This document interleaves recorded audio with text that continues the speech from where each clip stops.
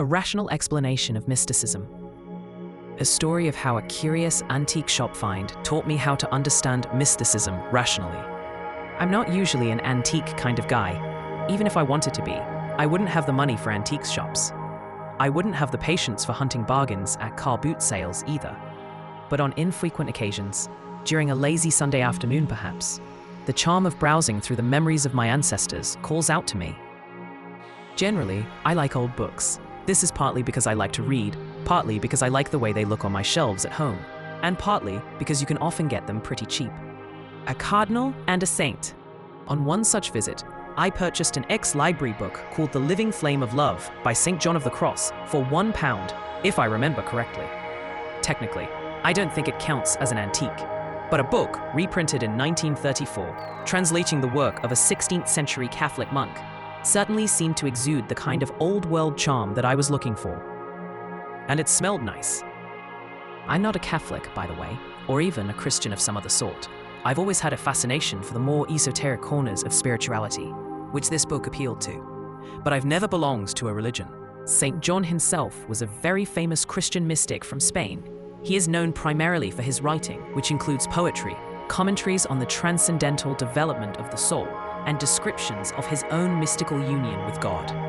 This book turned out to be a massive revelation to me, but not for the writing of St. John himself, which, despite containing some great little maxims, like the one I've reproduced in the image above/below, I never managed to cajole myself into finishing.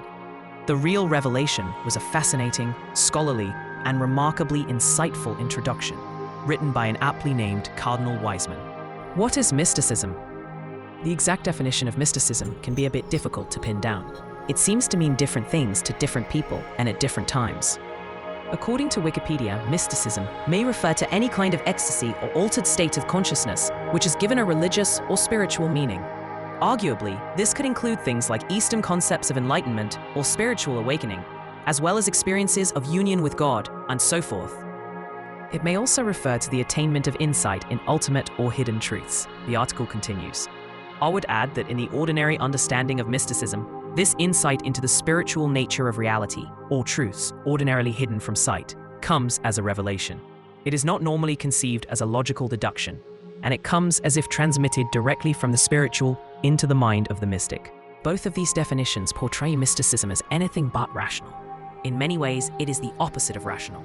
So, it was rather a surprise to me to find nestled in a book that in no way claimed to explain what mysticism is, let alone rationally, an explanation of at least that second kind of mysticism, which seeks knowledge rather than altered states that seem to present it as an entirely rational and academic endeavor. A curious introduction to mysticism. In the same ostentatiously humble style that is also to be found in the writing of St. John of the Cross himself, is it possible for a person to show off about how humble they are? Cardinal Wiseman proclaims himself unworthy and incapable of providing an introduction to such a great luminary as St. John, and laments that he must nevertheless try, before launching into a full-blown introduction to and explanation of mysticism itself. He starts by describing the nature of mystics themselves, and the observation that far from the soft, fainting, and perhaps hysterical persons one might imagine, they instead tend to display a practical, business-like working character. Further setting the scene for the reader, he goes on, concerning St. John himself, to describe writings that are far from being a string of loose, disjointed thoughts, scattered apophthegms, or aimless rhapsodies, noting that there is ever a sequence and strict logical continuity, and that one feels in reading him that he has to deal with the master of science. But now, perhaps, many readers may ask for some introductory information on the very nature of the subjects treated in the volumes before him, and it cannot reasonably be refused. This may be conveyed in various ways. Perhaps the most simple and appreciable will be found in an analogy, though imperfect, with other spheres of thought. It is well known that a mind naturally adapted to a pursuit, and thus led ardently to follow it, after having become thoroughly conversant and familiar with all its resources, becomes almost or altogether independent of its methods, and attains conclusions by compendious process or by intuitive foresight, which require in others long and often complicated deductions. Familiar illustrations may be found in our habitual speaking without thinking of our grammar, which a foreigner has constantly to do while learning our language, or the almost inexplicable accuracy of calculations in even children gifted with the power of instantaneous arithmetical solutions. According to this Catholic cardinal and scholar of mysticism, the mystical arts are not channeled communications from another realm or some other supernatural occurrence, but intuitive foresight. He suggests a form of intuitive understanding in which the details and specific logical steps taken to reach a rational conclusion are not dispensed with, but rather through skill and familiarity become implicit and no longer require explicit elucidation to be maintained.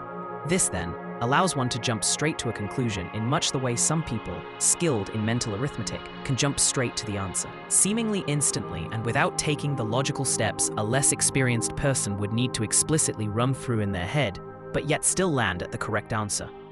When we learn to speak a language fluently, we do not forget its grammar, but yet we also no longer need to explicitly think about grammar. We can take it for granted, allowing us to think and speak rapidly without needing to devote time and effort to explicitly thinking about our grammar, unless we are trying to improve it beyond our habitual level.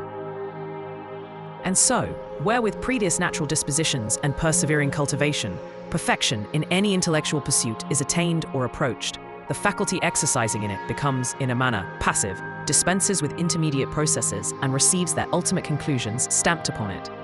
Labor almost ceases, and spontaneity of thought becomes its substitute.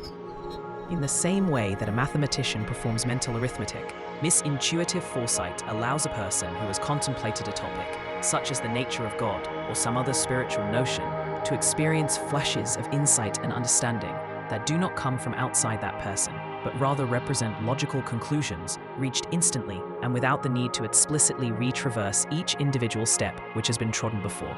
I found this to be a fascinating concept capable of explaining not only mysticism, as it is traditionally understood in the West, but also all kinds of other contemplative meditation or prayer. Not only that, it also seems like a very practical and useful idea that could be used to inform the actual practice and refine the technique of anybody with an interest in either pursuing contemplative meditation or mysticism itself. What do you think?